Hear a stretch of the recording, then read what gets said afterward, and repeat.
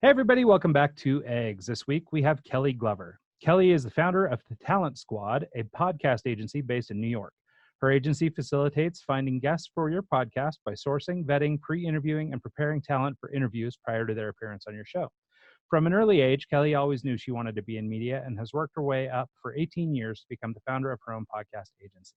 Kelly has been podcasting since 2007, and in her free time, she enjoys spending time with her family and watching Netflix, as we all do. So without any further ado, welcome to the show, Kelly. Hi, guys. I have a giant Netflix list at the moment. So much good stuff has come out this year. Like when people say, what do you do? I say, I work, I sleep, I watch Netflix. That's it. Like family is a close third, but Netflix is above them. I won't tell a lie. Yeah, no, it's actually my biggest problem with Netflix is they generate content so quickly I can't keep up. And then when I do get in there, I feel so overwhelmed that I don't watch anything. And I just tune out and go back to Instagram or something. Well, when I say Netflix, I'm talking about just watching all the options, not actually watching the show for about an hour. Well, yeah, that's my entertainment. Oh, that'd be nice. That would be good. Let me put that on the list. And Oh. never Yes. watch Totally it. Just building have lists. this. I have this curated list of amazing stuff that I've never seen. Speaking of curation, I'm glad we're all in our uniform today, guys. We all got the memo on what to wear. That's black. right. Synchronized around here. That's what we do. That's why we keep Brandon here off camera. He's wearing plaid. So he's all, colorful and bright. That's why You can't sit at our table, Brandon. You're out. Yeah, we don't even have a camera for him because he's we made an executive. he's walking out. Our feet is in. Okay, so it's been fun. Well, cool. So Kelly, let's get started talking a little bit about who you are, where you come from, what do you do, and we'll go from there. Well, the accent might tip you off that I'm from Australia, Oh, really? but don't be fooled by that because I went to college in Ohio. Oh, So Ohio University, Athens, Ohio, not the Ohio State University. That's the Oh, right. Buckeyes. Right.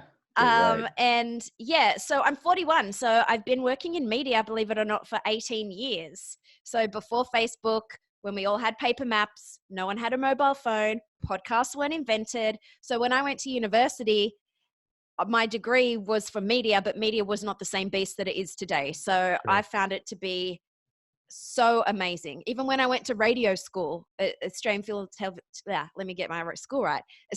Television and Radio School, podcasts were just coming in. So it's such an exciting medium to be in. So the journey has been from, feels like the olden days with a wheel and a stick to like rocket ships. So you went to school for radio. What type of stuff did they teach you in that program? Because I went to school for recording arts, but not radio specifically. What do they do in a radio program in college? Yeah, so my higher university degree was communications.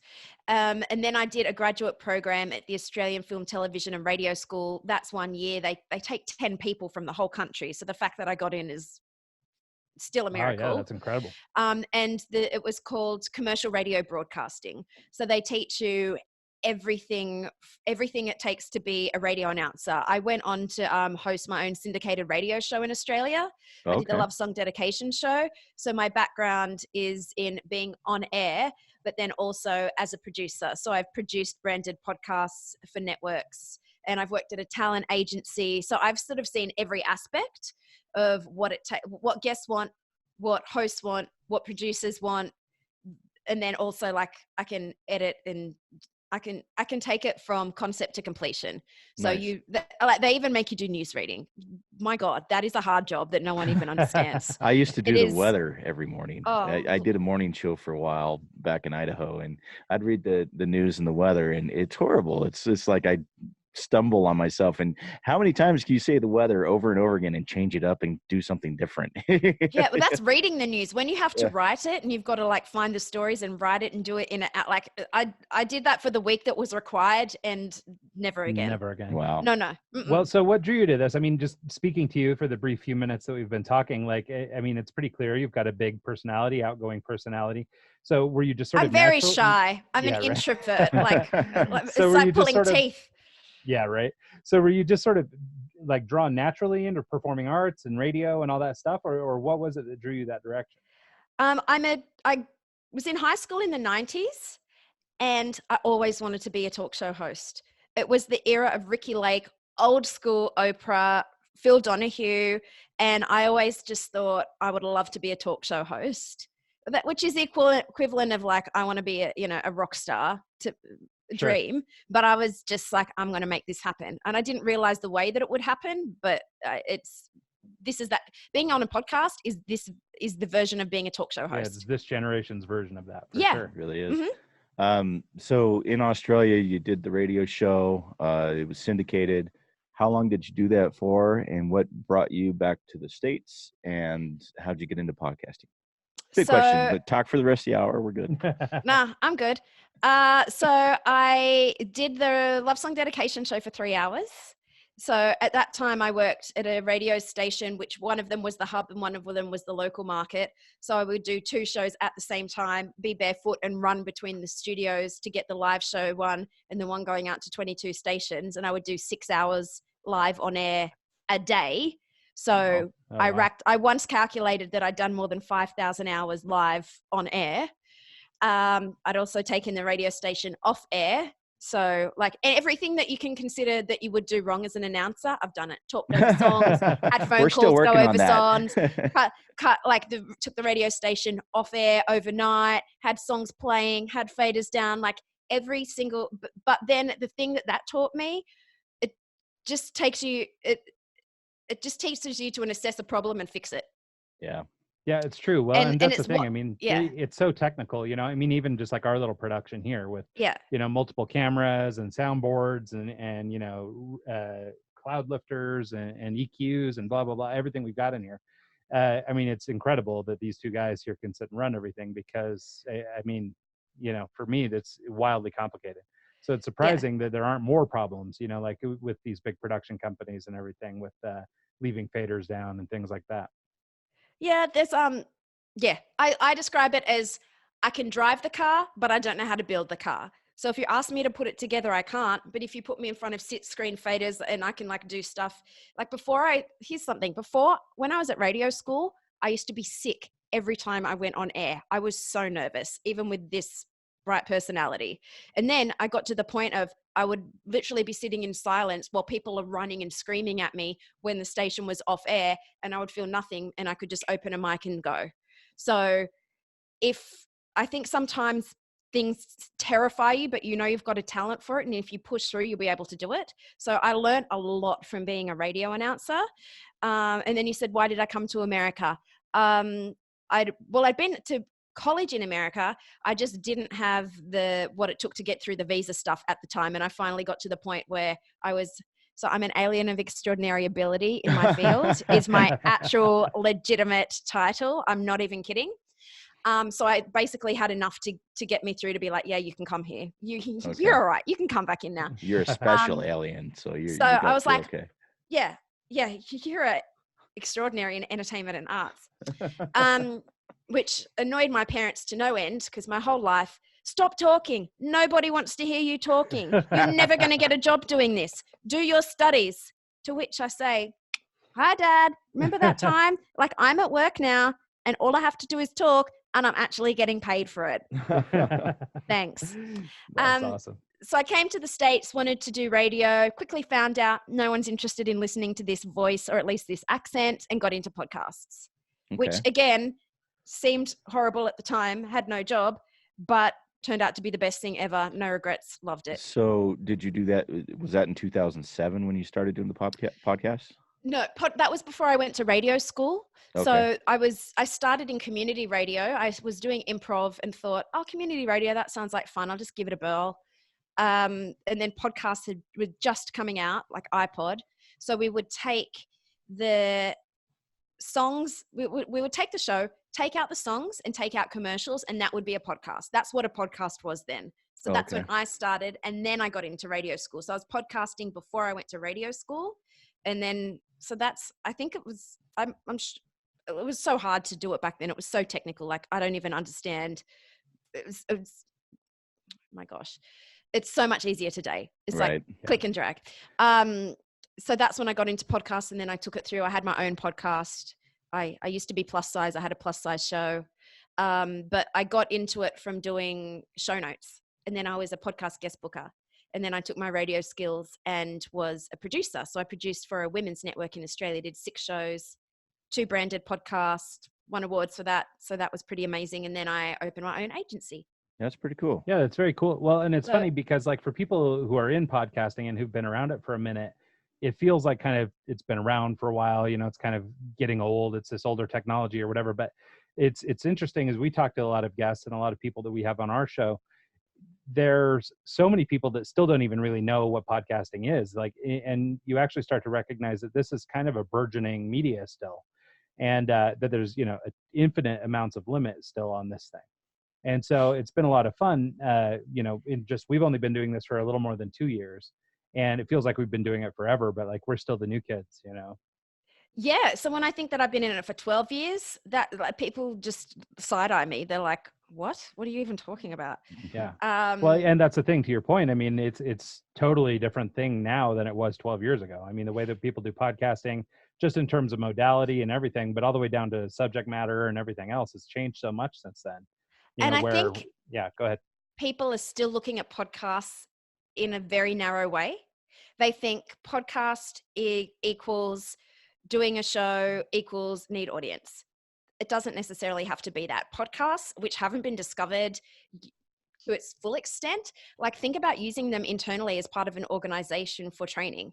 Yeah. Think about them for using them within an organization to keep, like, businesses have problems with people leaving and not staying on for very long and not talking to each other. So what if you could use a big deal? Yeah, audience retention. Sorry, employee retention. You know, you've got a millennial sitting next to a baby boomer, and then if you could hear them on a podcast, you're going to be able to connect further and have buy-in from people within the organization. So that's one way to use podcasts. Another way is, and then for organizations like, I don't know, like a UPS or whatever, think about their workforce. They're all drivers in their own little hubs everywhere. But what if the CEO could be in your ear for 30 minutes or even 10 minutes a week?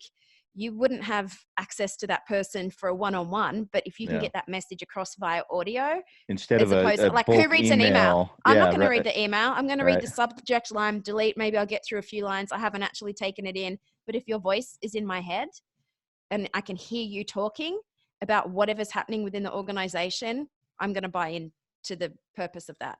That's very true. So that's just one way, right? It doesn't have to be an entertainment show or a true crime show. Well, or and another thing show. with podcasts as well is you can get very niche. I mean, you don't have to talk. You can be like the one guy that is, you know, interested in X, Y, or Z, whatever it is. And yeah, people can totally niche all the way down into those sorts of things. I heard of a podcast, and now that I'm thinking of it, I feel like I'm making it up, but I'm sure I'm not, about escalators. Sure, why not? I'm sure I heard that once, and it sounds so ridiculous that I'm not even. There's something for everyone. Why not, right? There's an industry built up around you know, escalator production and use and all that stuff. I mean, why not? Why couldn't there be? The riches are in the niches. It's so true. I believe it. I believe it. I think that's true. I think, you know, so many people trying, you know, that we meet, especially now, you know, trying to get into podcasting, are really looking for, you know, a large, broad mass audience and things like that. But you're right to that. I mean, this idea of niching down and having, you know, fewer but very supportive fans you'll go way further with that than some broad audience, or you're at least more likely to achieve it. Let me tell you guys, it's not always the audience that's the target.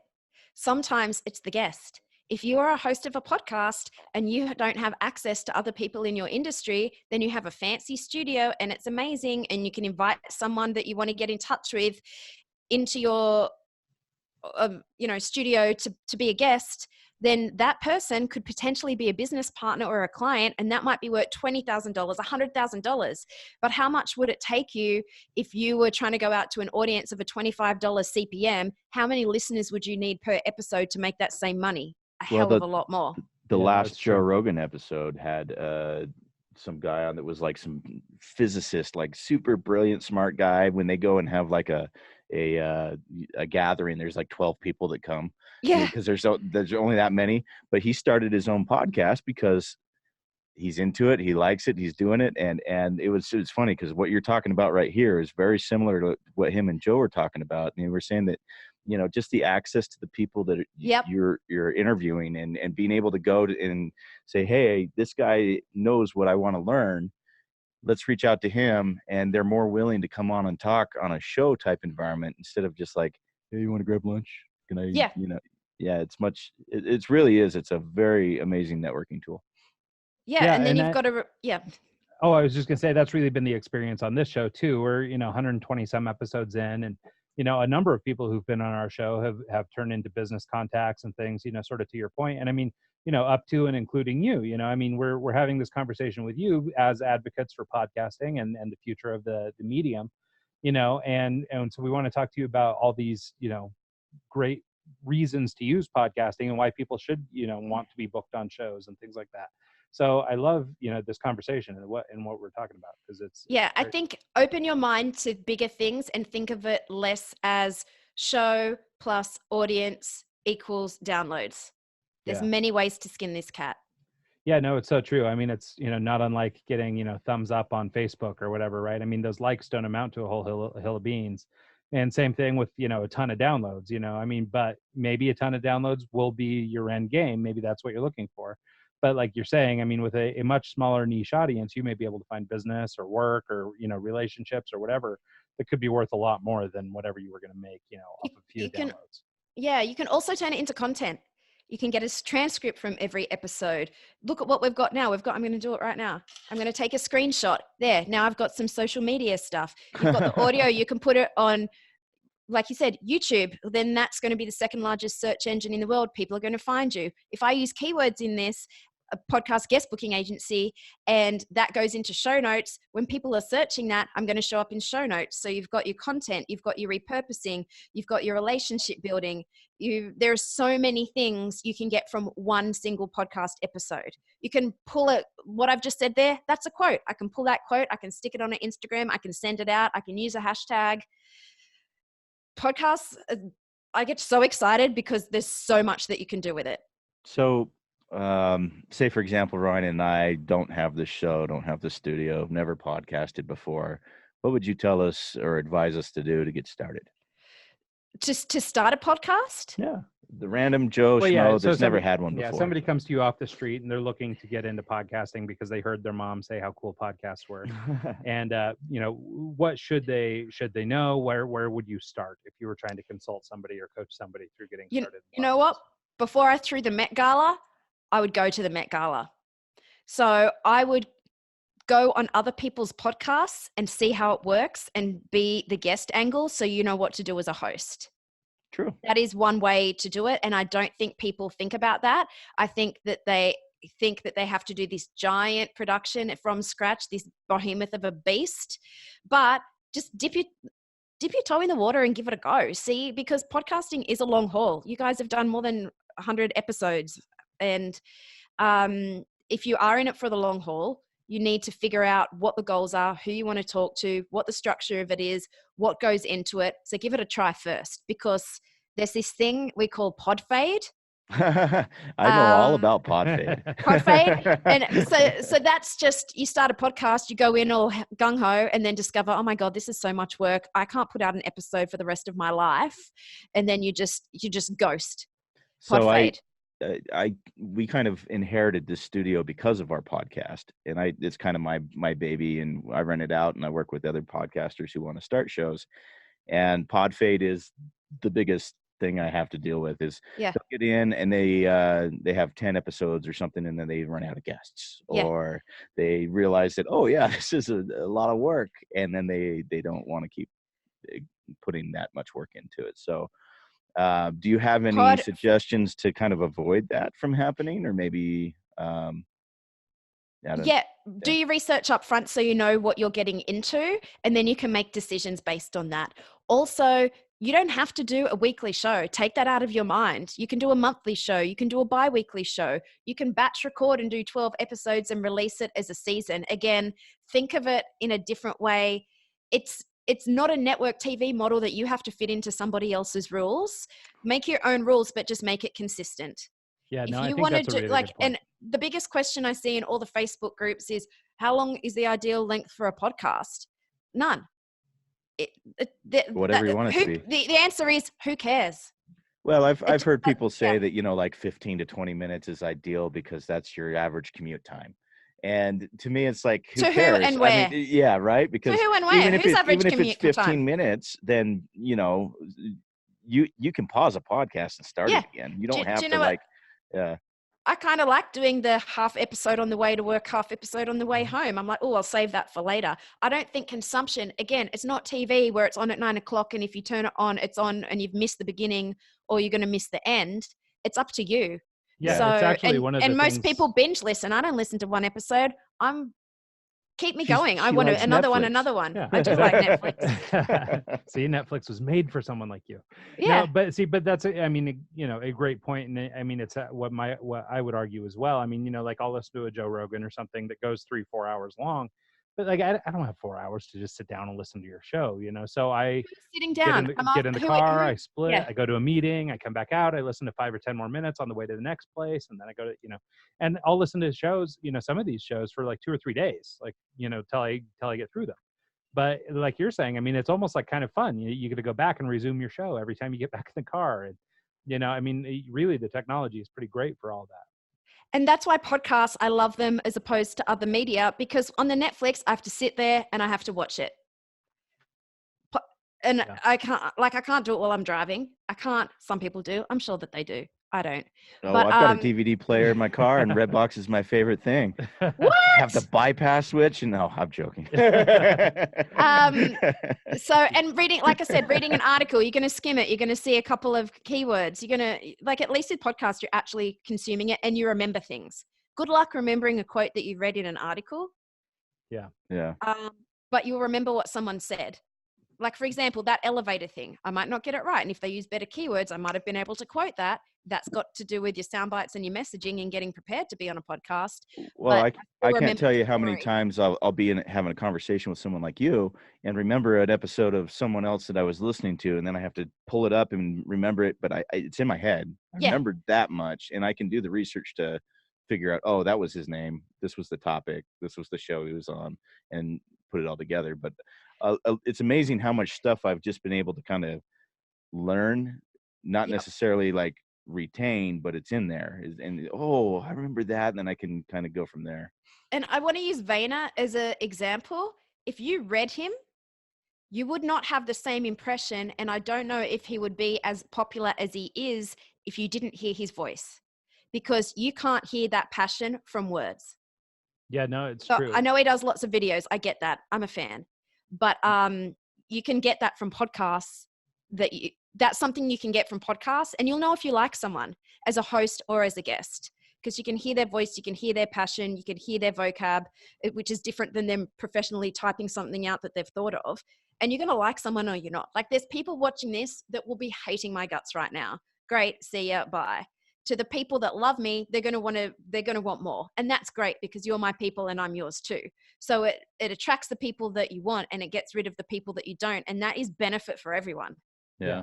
Well, yeah, no, it's actually been one of the things that's been kind of exciting or, interesting about our journey in podcasting, because we began life as sort of a marketing creativity podcast back in the early days. And then we evolved into, having guests on to interview, and we noticed the show got better with other guests. And then we started having really diverse guests, people from all kinds of different walks of lives and backgrounds and things.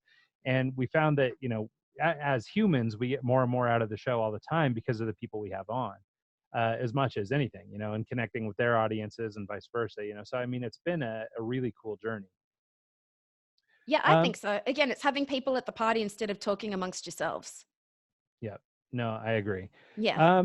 So let's talk a little bit about it. So you did get into a little bit, that being on a podcast isn't necessarily all about the downloads, but I want to get into maybe like the strategy of a guest, so as somebody who books podcasts for, presumably for your clients, you're booking them onto shows. Mm-hmm. How do you choose the show? How do you make decisions in terms of what is the best show for your client, if it's not being based on a metric like number of downloads or whatever else?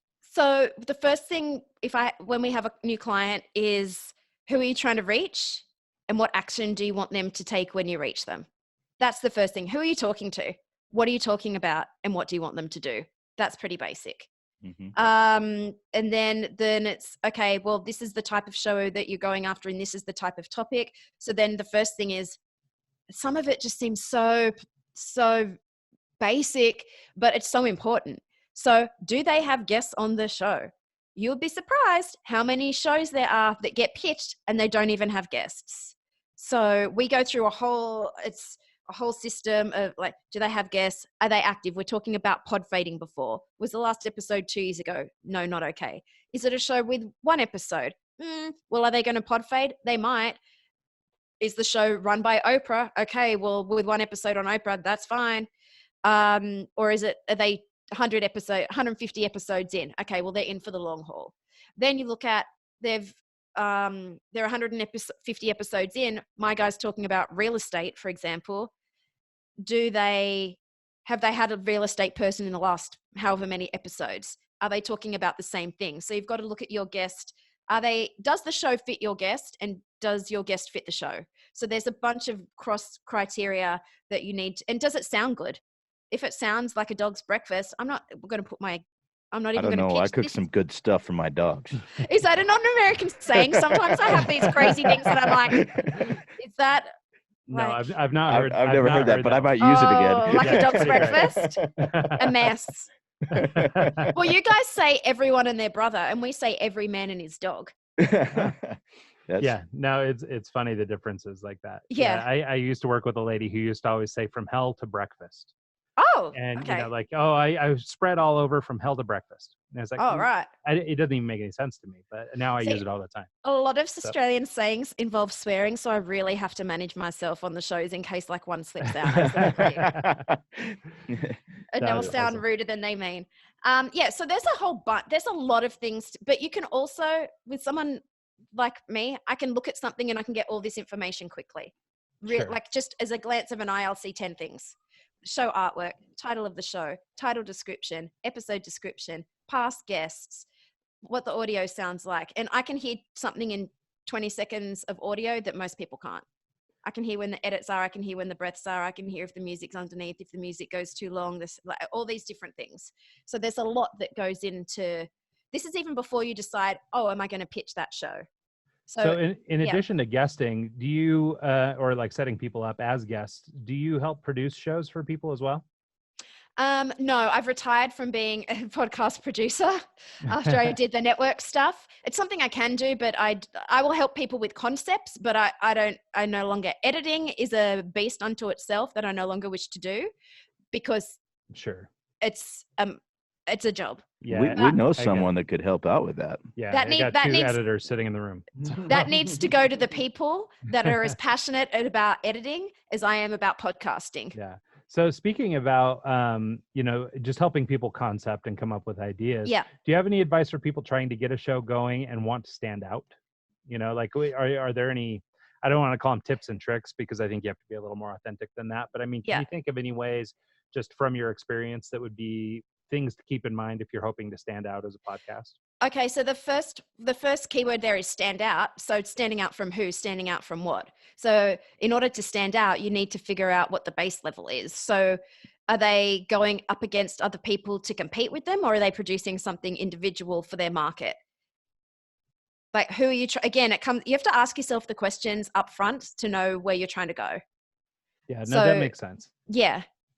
Well, so then I guess in terms of that, like, would you advise, so, we were talking a little bit about, being able to detect the type of quality of show and things like that you're booking people on, that sort of thing. Do you, and maybe this is too, going back to your producing days too much, but I know a lot of people who kind of quit before they ever get started. You're talking about pod fade, but I know a lot of people who've talked about doing a podcast and end up quitting before they even get started because the production hurdles or whatever it takes to get something off the ground. I mean, what are your thoughts about show quality? I mean, in our case, we happen to be really lucky. We have a great, co-host who's an engineer here. We have great engineering help. We have the best equipment you can buy. I mean, it's as good a setup as we could get. But, for most people, there's versions of podcasts that you just do on your iPhone sitting in a closet. Like, I mean, would you encourage somebody to go forward, even if they can't do like full studio production, as long as they have a good message or they're doing something strong, instead of, I guess, not doing it until they could get the production in line? Okay. So I'm I'm going to say something unpopular here. I don't think you should be doing the show on the iPhone in your closet. And I think that, yes, there is the get started with what you've got, but it doesn't take much to get started. Like, I would never do an interview without headphones and a mic, just straight into my laptop. But this microphone that I've got right now is the ATR 2100. That's like $50. Yeah. So there is a low barrier to entry, and you can still sound really good. Like, this is not the high, like, I'm in New York right now. This is my traveling mic setup that I can just fit in my bag, but it's just hooked straight into the laptop. So, but it's still achievable, achievable amount to get started with, but still sounding good. So I don't think low quality you can have low cost and high quality. I don't think they're separate. Many times we'll have guests on and they have the iPhone earbuds in their ear and they're plugged into their laptop. And there's only so much you can do with that audio because you don't get a full spec. Your frequency range is cut off because you're talking into a mic that's tiny. But a $50 mic that you can pick up that's a USB mic makes all the difference in the world compared to a headphone earbud or talking into your laptop. Granted, it's doable. We work with it all the time. We can fudge around with the EQ and make it sound all right. But, if you can spend $50, if you're not willing to put $50 into a piece of equipment that you need for something you're trying to do as a business, you're not going to, if you can't put $50 into something, that's what I mean. So do I think an iPhone in your closet with earbuds? I would say no to that. I wouldn't interview someone if they were doing it on a laptop without headphones. You're better than me. I would decline that. And so this was like, this little pop cover is like $3. The stand, I'm sure, is 10. The mic's 50. The headphones, these are radio ones, but you can get, the headphones don't matter as much as the microphone does. So I think that if you're doing it to release it, you need that. If you're doing it to practice, go nuts. Just do it on your computer with your earbuds. If it's just for practice that you're not releasing, that's absolutely the best way to get started. Yeah. And you can do that because no one's listening. No one's going to release that. Do 20 episodes. Who cares? Until you decide that you're not going to be sick and get nervous from going live. Sure. Well, and I think I'm inclined to agree with you too, that just, even though there is a version of this that you can do cheap or free, with your iPhone or whatever, I think, not only is it a sign of commitment, but it's also like a little bit of maybe like a respect or something to the medium that you're willing to invest, a couple shekels to try and make yourself sound good on somebody else's production that they're trying to make sound good. So I think that that's a good point. And think of Podfade. We were talking about that earlier. It's going to be someone that had a microphone that they used once and buy it secondhand. If you jump on Craigslist, KSL, OfferUp, whatever, there's millions of cheap mics, sound cards, anything you can want for next to nothing. Look for the Podfade people, look on Amazon, buy it secondhand, set yourself up because you're going to do a better interview if you've got something like this, which honestly, this is the basic level. This is not fancy pants. You guys are fancy. I'm not. Well, and maybe that's a good place to transition into, why a guest might want to come on a podcast, for example, using it. Obviously public relations or personal growth, or brand, developing a personal brand, things like that might be reasons or objectives people are doing podcasts. And I guess to that end, if you are doing that, you would want yourself to sound as good as possible. So it makes sense to, buy at least some kind of decent equipment. But can you talk about sort of the public relation opportunities for podcasting, like why guests should be considering podcast as a medium anyway? But just to go back really quickly on that, also it's subliminal. If people hear you and you sound crap, they won't know why, they won't know what it is, they won't know what's wrong. They'll just get this uncomfortable feeling and then they'll relate you to that. So the sound that in the audio setup you have is a reflection on you. So, but part of the reason people go on podcasts is to position themselves as an expert in their market because it is media, even though it's self-produced media. So you're elevating what you have to say. You've then got a platform for 30 to 60 minutes to speak deeply about something. You've got that know, like, and trust factor. You can turn it into multiple pieces of content. It positions you to move up in the media as well. So you can leverage to the next level you're not going to get on Joe Rogan immediately. There's a long, even Oprah wasn't Oprah when she started out, right? So she wouldn't have gotten on her own show as a guest. So you've got to take the journey to like up level, up level, up level, up level. And you want to be able to nail it when you get to that level. So you need those practice interviews to get there. Then Sure. Well, yeah. so I guess then to that end, like, how do you know when your podcast ready? Like, how do I even know that I have any business being on a podcast? Like, when do you know?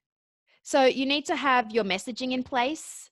You need to know who you want to talk to, what you want to talk to them about, and what action you want to take, what them to take as a result of you being on the guest. As a result of you being a guest on the show, you need to be able to speak confidently on your talking topics. So a lot of people are experts, but they come to me and say, I'm an expert in this. I've written a book, but I don't know what to talk about. So you need to break it down, and then you need to put it into hooks to sell that to the media for them to say, yes, we want you to come on this show. And then you need to have your sound bites ready. So when you go on the show, you're able to get that message across, stay on message and get it through to the people repeatedly. So they're going to remember that, oh yeah, I remember that guy talking about that however many episodes ago. And when they start plugging it in, what you've said is going to be, SEO, because those keywords are in there. So you need to be ready. We've talked about the benefits of networking and how that could turn into monetization down the road with the outside of the podcast. Or you meet this guy, it turns into something later. Can you talk a little bit about monetizing an actual podcast? Some steps you could take to bring some income coming into it. So, do you mean things other than downloads? Is that what you mean? Well, downloads, things other. Well, I mean, yeah, because there's. You can do live events and charge tickets. There's all sorts of stuff you can do. But in your past, what would you recommend, like from your experiences? So the first thing that people think of is downloads and CRM and advertising. Then you could do sponsored advertising, which is if you guys say a commercial during it, as opposed to an ad that somebody else produces. So they're the two kinds of commercials that go into a podcast. The other ones are affiliate deals, where if there's, I don't know, whatever coffee company, and then use the coupon code EGGS. Dude, we've got such a long little joke going with that Fresca can. We've been doing that for like, we made an ad for it. And we're not even sponsored by them. We just did it for fun. Okay, so that's actually not a joke. You can do that, send it to them, and people have gotten deals from doing something like that because you've picked up a product that you actually use and like. You've then made it in advance for them, and then like you're the exact person that they want. And then you can attach a coupon code to that. And then, hello, I just saw it, your video in addition to audio on a podcast. That's product placement. Then it becomes like perfect, gold. I'll take 2, thanks. Yeah, no, we actually dubbed it the official soft drink of the end of summer, because for the last 8 or 10 episodes, I've had a can of Fresca. You guys need to contact them. You're crazy if you don't. I hashtagged them the other day. So exactly, but only once. And that's how you do it. Just once. So anyway. So and then live performances. That's another way that you can go and then record the show at live performances, charge tickets for that. People often do merch. People are doing Patreon. These are the baseline things that people do from podcasts. But like we said, in your experience, what did you do did you monetize a podcast, or did you are you more the talent agency, and that's where your monetization comes from, is the booking side of things?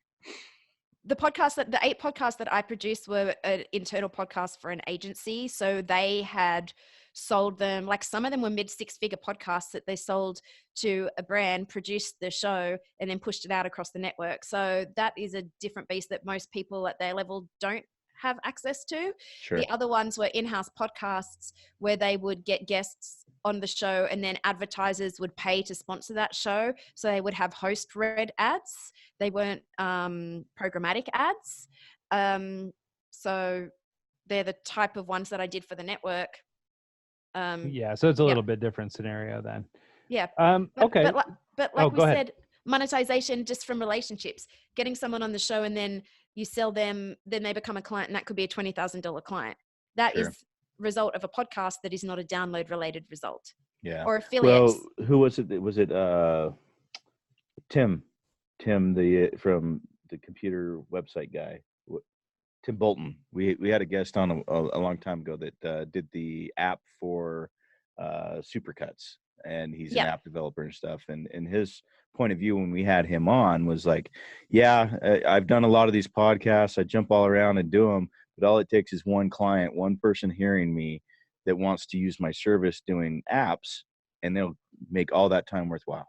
One. And yeah, exactly. So if you look at it in that way, the ROI is big.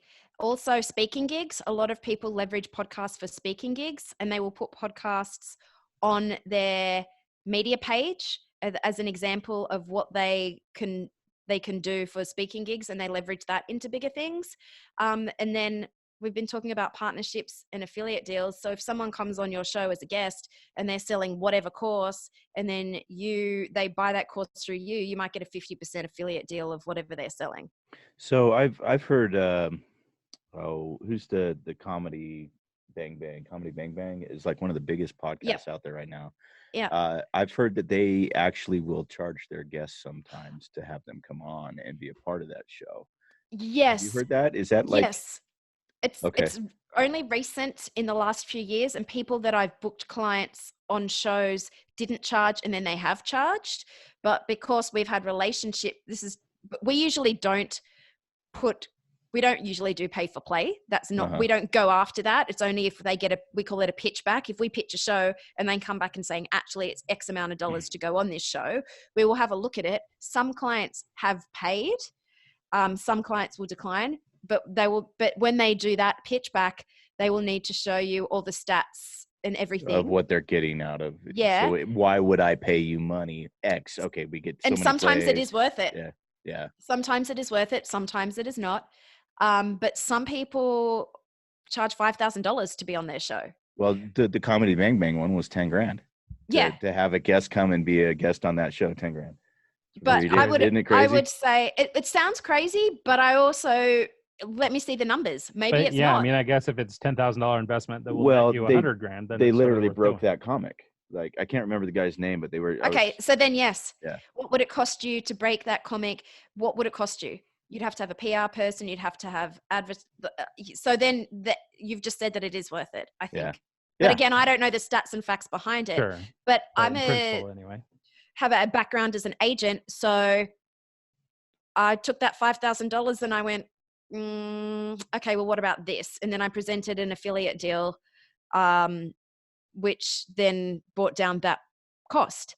So things are negotiable. You don't have to accept the terms. Know that that's the starting point. Go in. It might work, it might not. But if you've got something to play with, an offer that will make them money, that is worth it as well. Sure. So I guess then to sort of transition to another topic, you mentioned, you're an agent.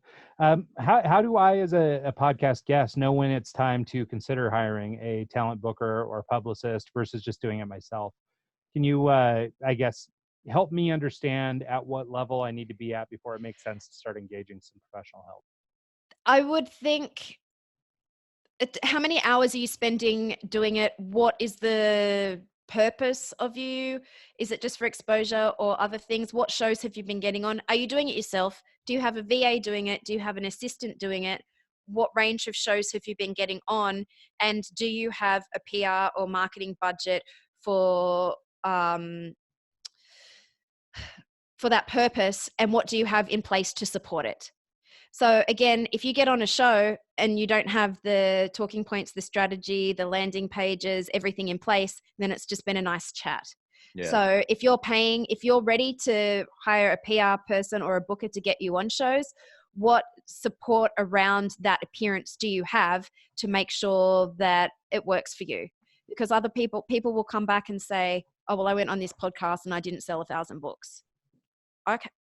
Okay, fine. But did you do A, B, C, D, E, F, G supporting that media that you had? Yeah, they might have had 1,000 people reach out, but not know where to go or what to do or how to buy the book. There was no landing page in place or anything. And if you get the interview, in the agency, we call it winging it is a waste. If you haven't done your research and haven't done a good job getting the interview isn't the end. Doing the interview is a big part of it, and then after the interview as well. So did you hit your messaging? Did you hit your talking points? Did you do your call to action? Did you say the book through the interview? Did you get those keywords in there? So you need to nail the interview once you're in it, and then you need to be able to leverage it once you're out of it too. Do you have any? Go ahead. Oh no, Sorry. go ahead. I was just going to say, yeah. Yes. Oh, yeah.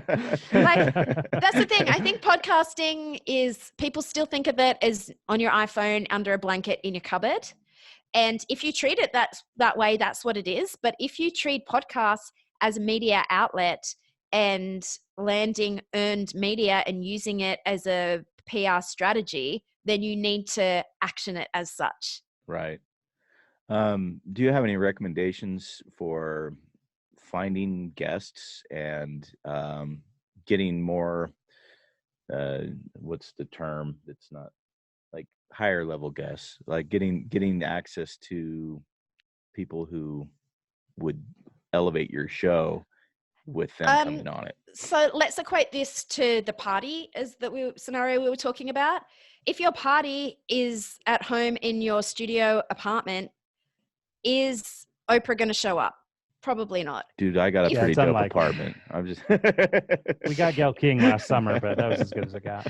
Is, like, I'm using again, if you are the Met Gala, is Oprah going to show up? Yeah. Right. You know what I mean? Like, Yeah. who are you and who are you inviting and what have you got to offer? If you want an awesome high level guest, they're going to want to know when you outreach their people, because you're not going to be, "Hi Oprah, come on my show." You need to go through the gatekeepers to get there, but you are then pitching them to be a guest on your show. So what are your download numbers? They're going to cross-check and verify. They're going to go to your website, go to your socials, listen to other shows, see who the other guests are. They're going to, like I do when I outreach to get people to get my clients on shows. If you are inviting someone to be a guest on your show, they're equally going to vet you. Yeah. And what are they getting out of it? Like, if True. Oprah, if I've got the Kelly Glover show and I'm inviting Oprah and I've got 2 listeners, good luck. Yeah, very true. And are they promoting something? That's another thing. The biggest celebrities will not do it if they haven't gotten. I've outreached to people, and the response I've gotten when I've been booking A-lists is, "Thanks for the offer. X celebrity is not promoting anything at the moment." So I'm going to share a little trick that I kind of do. I'll listen to other podcasts and see what the guests are and see if they're pitching something. And if they're pitching something and it's a current podcast, I'll reach out to them because they've already been on another show. They've already been promoting their book tour or this or that. And if they're in the process of doing it right now, their mind's in the mindset of, sure, what's one more podcast? And so if I can get them. Who's on a publicity tour? Who's on a publicity tour? Go to Amazon. What books have been out? Go to news on Google. What products are coming? Who's doing a product launch at the moment? Like, Amy Porterfield's doing a product launch at the moment. She's been on podcasts. Yeah. If she's what not launching band just something, dropped a new album? You know, that kind of stuff. Yeah. Just pay attention. You know what it is? People don't talk about it. It is it's buying and selling. Who's buying? Who's selling? And it depends which side of the fence you're on as to what you're doing. If I'm pitching a guest to a show, I'm selling. Yeah. If I'm asking people to be guests on my show, I'm still selling. So the role of the buyer and the seller changes depending on what your role it is and within the transaction. Sure. Yeah, no, that makes sense. Well, so I guess let's talk a little bit more about that pitching. You know, one of the little bullets that we had on you was to ask about the 7 items that need to be included in a press kit. Can you go into that at all? Yeah. So you guys would have got it when I do something called a media vault, because as a producer, I reverse. Yeah, it's very cool, by the way. Yeah. So because I was a producer, I reverse engineered what I would want in a guest, what I would want to know in one spot. So, and the Media Vault has all the things that you need to when you're pitching a show. So the first thing is you obviously need, like, what do you want to talk about? And a topic is not the same as a talking point, right? So a topic could be business. I want to come on a show and talk about business. If the answer is who cares, you shouldn't be pitching. That should not be in your pitch. It needs to be more specific. So the pitch will have what benefit. It's also kind of a bit, what is the problem of the audience and what is your solution? So that is part of like the pitching of you being on a show. But as part of the media kit, you need your headshots, you need your one sheet, you need your logo, you need recent media that you've been on, you need a scheduling link, you need recent articles that you've written. And that's everything that should be in the media vault. All your socials in there, because if you've got a company and you're an individual and you have like 8 socials for each of them, as a producer, I don't want to go around. No, I don't want to, but you'll save me hours of time if you just have those links straight there. Can you talk about the differences between a good press kit and a bad one? Like what would turn you off if you were to get a press kit? And I don't really want testimonials because I don't care. Like I will vet you myself, and just because Bob of whatever said that you were awesome about your book, that doesn't really matter to me. yeah, but Bob's a good friend. Do you know what I mean? Like He's a decent guy. He really is. What makes a good press kit is removing the research that the hosts needs to do in the first place, because this is just for them to be like, yes, I'm interested, to move to the second point. It's not going to get you a one sheet, and a pitch is just for them to move to the next stage, which is vetting. It's not for the yes. Yeah. Because people will look into any good host will always look further. So well, see, we made that mistake a few times early on in the show. We didn't. Sure, we'll have him, and then we were like, yeah, especially early on when we were really hungry for a guest, and it was like, come on, we got to get somebody. Yeah, I mean, we wouldn't do a lot of digging. So what was the guest? What did the guest do that made them not worthwhile? Talk in the third person. Okay.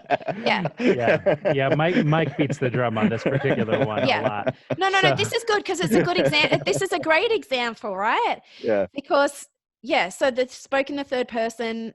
What are the other what have been disappointments in guests that you've had on the show, and what would have? Now I'm like turning it on you guys. Yeah. No, and that's okay. What would you have liked? What would you have liked to have seen so that mistake wouldn't have happened? Well, it really came down to us, as we didn't take the time to vet them in the first place, and so that's our bad. So we had to sit through that hour of third person talking. But it's just, after that is when we kind of started paying attention to it and started, oh, okay, this matters. We really need to know who we're dealing with. So what matters? Tell me what matters. Tell me what you guys are looking for in a guest. When you get an email pitch, what is it that you're looking for? What turns you on and what turns you off? Yeah, generally speaking, we're looking for people who are sort of professionals, in their space, expert in their space. We do have people on from a lot of different walks of life. Basically, our premise is that, we sort of all have the same creative juice in us, but how we manifest it is different based on who we are or what we do. So we have everyone from CEOs on to, venture capitalists, real estate to investors, radio DJs. Musicians, people who pursuing a music career, all that stuff. And so we try and look at all the building blocks of every person's different activity. And so as we have guests on, that's one of the things we look for, people who are sort of proficient. We all often sort of vet their social presence, kind of get an idea for are they going to be capable or willing to sort of share this around and help drive a little bit of traffic too. I'll actually go as far to listen to other shows that they're on, just to see how they talk, see what their talking points are, and get ideas for questions to ask them. It depends on the guest, but I'll go down rabbit holes. So I think where this is everything that you've just said, yes, and this is what this for the Media Vault. Like anyone can make one. I just made it and put it on my website, but it answers all those questions that you've got in one page. So by having a podcast interview or video on there, that answers the question, can they talk? Do they talk in the third person? What do they sound like? Are they proficient? That answers all those questions, and you can watch that for 30 seconds and get that answer. Producers love that because I've just saved you that rabbit hole of 30 minutes trying to figure that out. Yeah. Social presence. I have to look through your Facebook, your Instagram, your Twitter, your LinkedIn, your YouTube, your Pinterest. That's 6, right? That I can just think of. And then there's the personal one, and then there's the business. That's 12. So instead of you having to look at it and find out they've got all different social media names, click, click, click, click, click, done. Boom, they're done. So you've looked at your social, you've seen how they talk, you've seen, and then talking points. On the Vault, I'd have those talking points. I'd have topics and then 5 talking points under each one. So on the one sheet, you might have 5 things in total as an overview, but in the vault, you might have 30 things. And then that doesn't mean the interviewer is going to use them, but it just gives them an idea for talking points, what they can talk on. And then you can come up with your own ones. Like, it's not telling you to do it, but it's just, here's an example. Yeah, You've no, got your it's interesting because Yeah. in we've done 120 some shows. That's been roughly around 100 different guests who've come on, and of those hundreds, you're the first person I think to do this sort of media vault idea. Yeah. With a lot of our guests, we get a one sheet or some kind of bio written up by their publicist And or the agent or quality whatever. of the one sheets vary from guest to guest. Yeah. Like, do you sit down and do it with them? Do you do it for them? With my clients, I do you can tell I like asking hard questions, and I'm very forward about it. So I will like keep digging and digging and digging and digging until and I call it pulling out the golden threads. Like, I will ask until we get like a golden nugget, and then that's going to be your talking point. Because if you come to me, I talk about business. No, not going on the one sheet. That's a category. That's not a talking point. So you need to get it down. And then what I do, I have quite a talent for hooks and headlines. Okay. So then I'll get what you can talk about, and then I'll turn it into, I call it clickbait that actually delivers. And that's going to be your subject lines, because that's so important in writing a pitch. Like, podcast guest Kelly Glover. Who cares? I don't care. I do not care about that. I might not even read it. So you need an awesome subject line, and then you need to, like, this is for because you need to be prepared to pitch, you need to write the pitch, and then you need to be prepared for the interview, right? Like, it's a whole process, and nailing it is really important. So yeah, you've got to make sure that messaging is on point, and your call to action's on point, and your sound bites are on point. Well, So, and can you, I mean, yeah. it's maybe a little hard to, talk about it in a hypothetical way, but I mean, can you drill down on some of those things, like developing a call to action or developing your voice? Like, I mean, it's one thing if they can reach out and hire somebody like you, but maybe early in their career, they're just trying to get going. They're trying to, start reaching out and maybe start developing their voice. Do you have any kind of pointers or ideas that might help people try and develop that or find that voice in themselves? So I would look at you kind of need to do a personal brand audit and a content audit. Like, you need to see, what am I working with here? Are you a fully developed brand, or are you just starting out with things here, there, and everywhere, which we all do in the beginning, and then we like work and work and work and work and work. So what is your messaging right now? If you've written a book, pull out the book chapter headlines. What blog posts have you had? What headlines have you used in the blog post? Something that I do, some of the questions that I ask my clients would be, what do people ask you about the most? Because that's what they want to hear from you, and that's what they deem you to be an expert in, right? So if people are always asking you about tax tips, or they're always asking, I want to send my child to college, how do I save for that? I don't know, whatever it is, if that's the thing you should be talking about, because that's what people are interested in.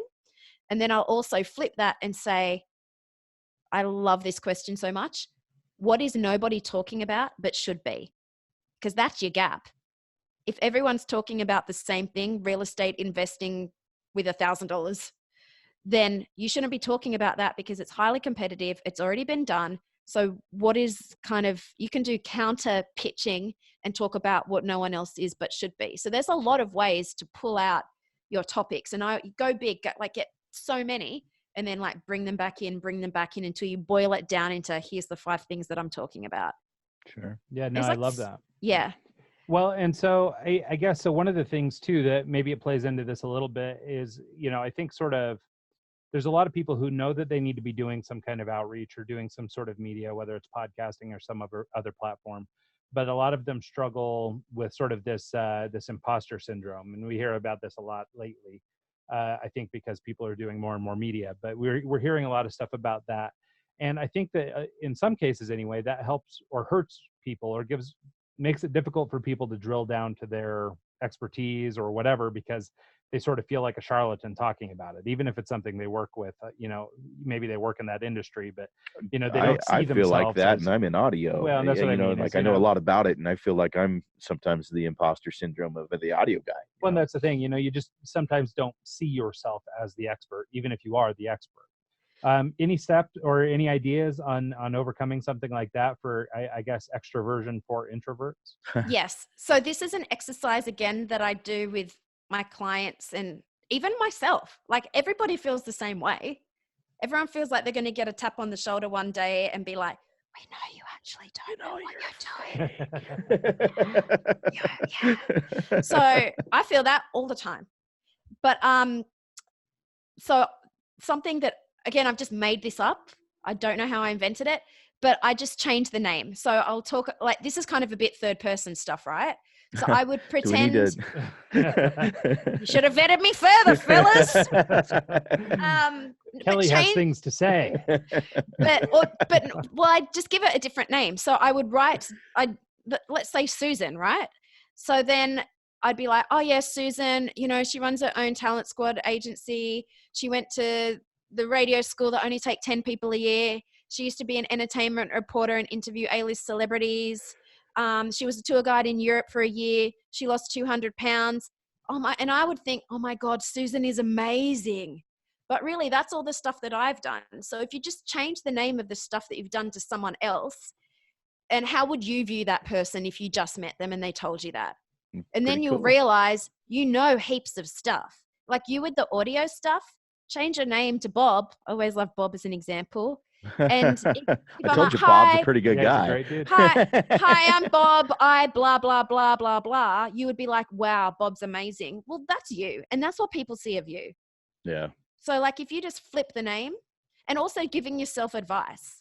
Like I'm a freaking genius at giving advice. I will solve all your problems. They call me the fixer, right? I will solve it. I'll give you $1 million ideas. You'll go and make $1 million. Fine. But for myself, I can't do that. So sometimes you need to make yourself your own client or flip it around to be able to get, what advice would I give Bob? Well, I'd tell Bob to do A, B, C, and D. Okay, well, that's what you should be doing because you can't see outside of your own. You can't help yourself sometimes. Very true. Yeah, it makes sense. So yeah, I mean, like if I'm hearing you right, then Mike, you need to become Bob.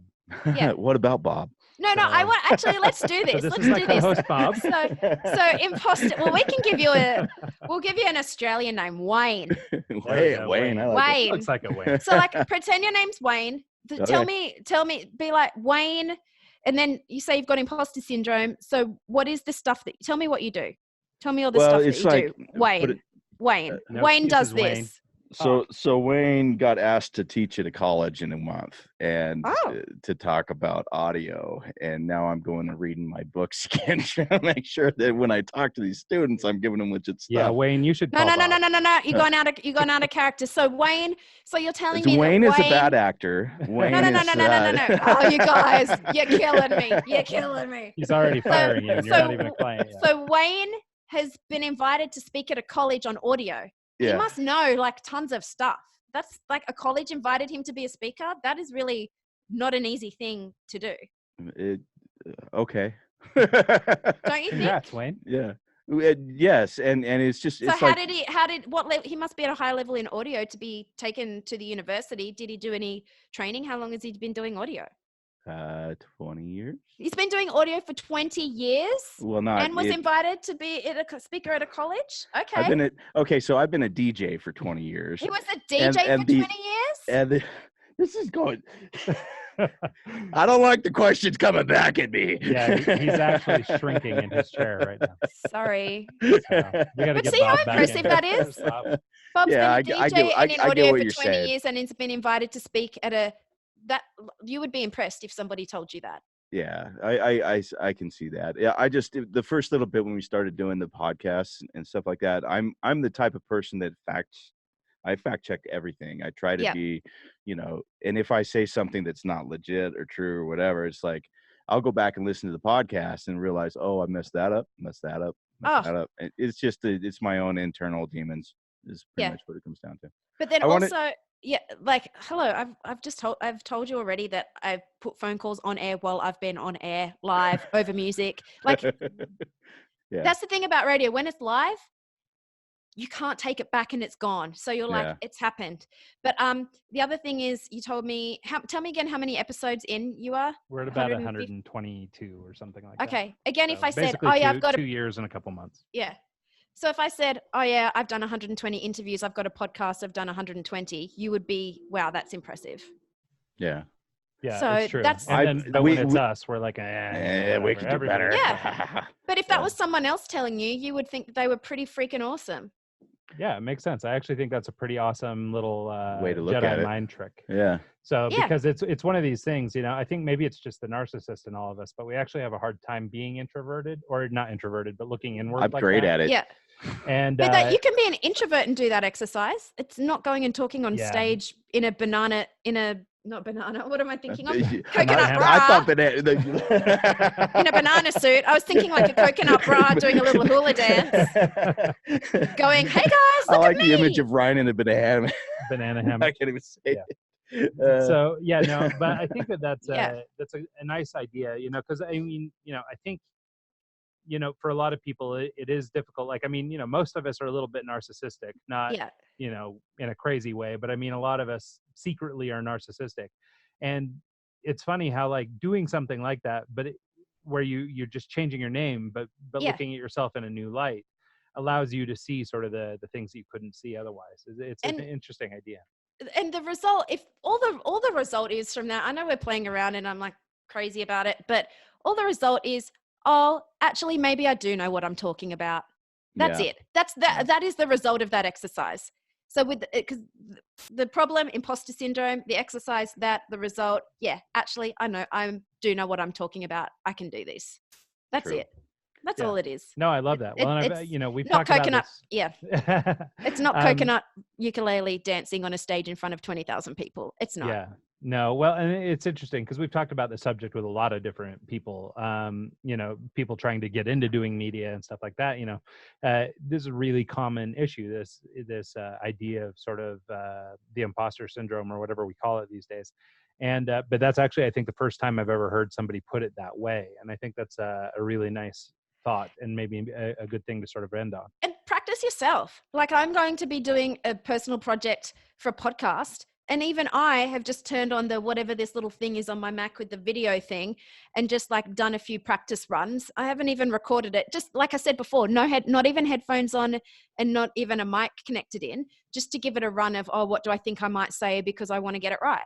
Yeah. So, and I'm not even recording that for a few weeks. So for people that are starting out, just do that to get used to it.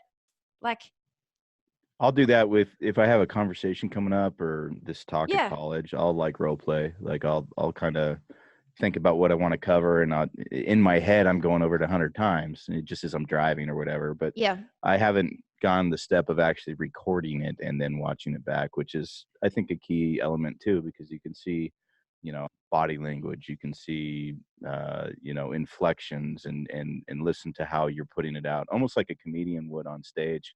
They Yeah. record their set and go back and review it. make your mistakes when no one's watching. Yes, that's another the way thing. that's the way that I look at it. Like, do it. So what? You can record it. Even if sometimes I'll just do a 30-second or a minute just to like get it going. So by the time I do the recording, I've gotten all the mistakes out of the way, and then I've got the confidence because I've already done it, and it's not the first time that I'm saying it. Yeah. So like, make the mistake. Don't do it while you're on air to a million people, like I did. It seemed to work out all right for you. I just like saying the weather wrong just to mess with the people. So yeah, practice. Like, Yeah. who says you have to do it live the first time in front of 50,000? You don't. Yeah. Yeah, You don't. I think And then you're just delete it. If you feel nervous, that's what I've done. I've recorded it and I'm like, delete. No one will ever see how bad that was. No one. right. I love that. Cool. Well, we're getting down to the end of this thing. So, hey, Kelly, do you want to just take a quick minute, let people know where they can find you, learn more about your business, all that kind of stuff? Plug anything you got to plug. Yeah. So thetalentsquad.com/eggs. I'm going to record a special video for you guys, and you can go there. And this is an example of using a call to action on a podcast. Uh-huh. So if you want to see the video, something you guys don't know is that I've lost 200 pounds. So if you want to see the before picture of me when I was 325 pounds, you're going to have to go to talentsquad.com/eggs. Perfect. And this is a working in action of using a call to action that is not a download. That's I love awesome. it. Thank you. No, that's a really great idea, and something we'll. And you'll get 10% off further services with. No, the drinks, and I want to use the drink, the fancy drink. That's right. Oh yeah. The only problem is the reverse camera, and it makes the text reverse.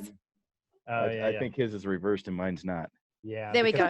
Yeah, we wanted the mics in the middle, just for aesthetics. Yeah, if you really wanted to do it even further to get branding, I'd put it on a mic flag. Yeah. See, and then put the branding on a mic flag, sponsorship, because it's in the video then for a whole hour. Yeah. That's another way to monetize. Yeah, it's going to be a You're t-shirt welcome. next week. Yeah. Wait for it. And in the background, see your background, how it's just white? That's a sponsorship opportunity, monetizing podcasts on. Oh, hello. I do like that. I do what I can. If I had some It's been gaff there the tape, whole time. It's been there the whole time. Oh, gaff tape. It just fixes everything. I coming from, yeah. If this spills on me, we're good.